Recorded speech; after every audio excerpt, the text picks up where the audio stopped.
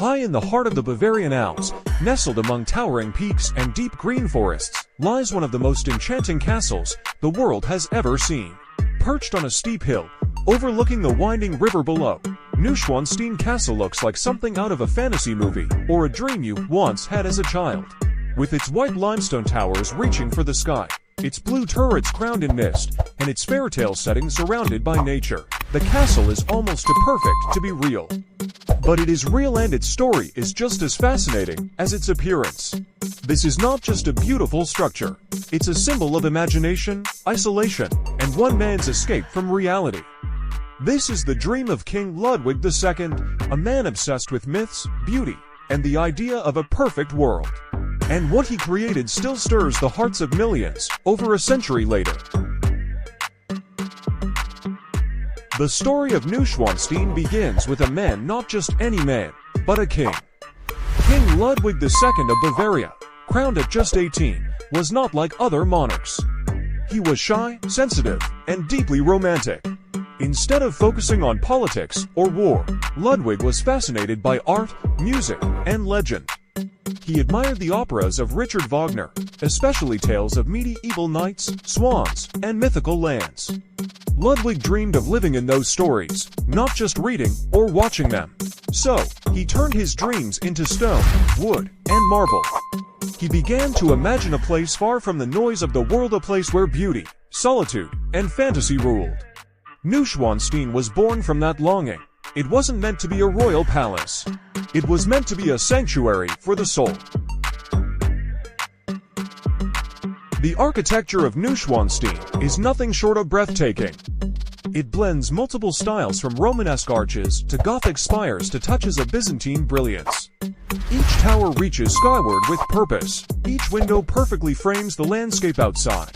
The design isn't historically accurate, it's theatrical, romantic, and meant to feel like a story come to life. But beyond its fantasy look, the castle was shockingly advanced. It had flushing toilets, central heating, hot and cold running water, and even an intercom system. These features were rare in the 19th century, especially in such a remote location. Every part of the building served Ludwig's vision of a magical world powered by modern marvels. The castle was both a tribute to the past and a leap into the future, a timeless fusion of beauty and innovation. Construction of Neuschwanstein began in 1869 and quickly became a massive, expensive undertaking. The site itself was challenging, steep, rocky, and difficult to access. Hundreds of workers labored day and night to bring the king's vision to life. Ludwig paid not with state funds, but with his own personal fortune. As costs soared, he took out enormous loans, ignoring warnings from advisors and officials. He withdrew further from the outside world, retreating into blueprints and dreams. By the time of his death, only about a third of the castle was actually completed. In 1886, his ministers declared him mentally unfit to rule. Just 3 days later, Ludwig was found dead in Lake Starnberg, under mysterious circumstances. To this day, the full truth about his death remains unknown. Some say it was an accident, others, a royal cover-up. Step inside Neuschwanstein, and the magic only deepens. The walls are covered in vivid mural scenes from Wagner's operas, legends of the Holy Grail, heroic knights, and magical creatures. Each room tells a story. There's the throne hall, grand and majestic, though it was never completed. The bedroom, carved with exquisite detail, glows with blue and gold. And then there's the singer's hall, a vast, echoing chamber designed for music and celebration. The ceiling is painted like a starlit sky, the windows bathed in soft light. It's not just decoration, it's narrative. Ludwig wasn't just building a castle, he was building a fantasy world. One in which art, music, and imagination could live forever. Ludwig only spent 11 nights in Neuschwanstein before his tragic death. His dream, barely touched, was nearly lost. But just weeks after his passing, the castle opened to the public.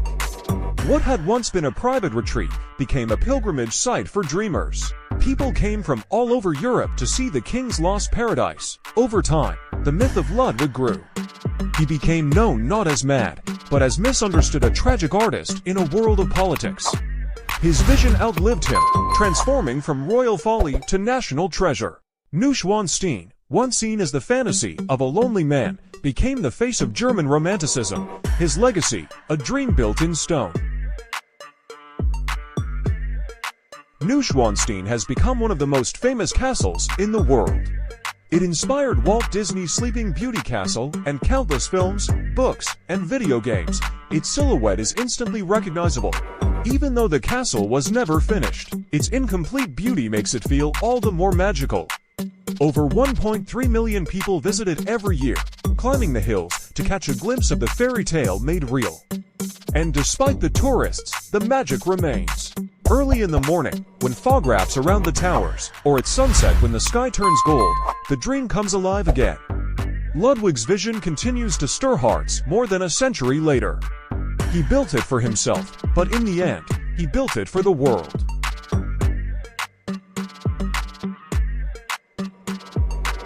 Thanks for staying with us till the end of this magical journey. If you enjoyed the video, don't forget to hit the like button and subscribe to WonderVibs for more adventures from the most fascinating places on Earth. Share this video with your friends, and if you loved it, tap the notification bell so you never miss what's next. Until then, keep wandering.